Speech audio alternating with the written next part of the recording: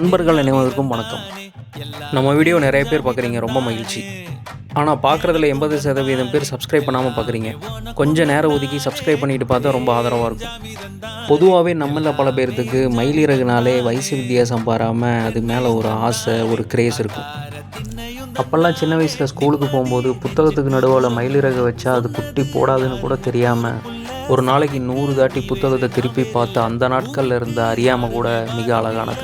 நம்ம ஊரில் பரவலாக நெல் சாகுபடி பண்ணியிருப்பாங்க.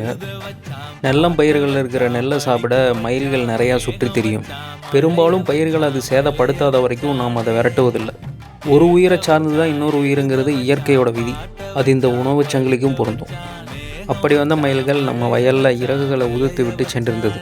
சாமியாக நினைக்கக்கூடிய நெல்லம் பயிர்கள் காலில் மிதிப்பற்றக்கூடாதுன்னு செருப்பை வெளியிலே கழட்டி விட்டு போய் அந்த இறகுகளை பக்குவமாக பொறுக்கி எடுத்தாச்சு.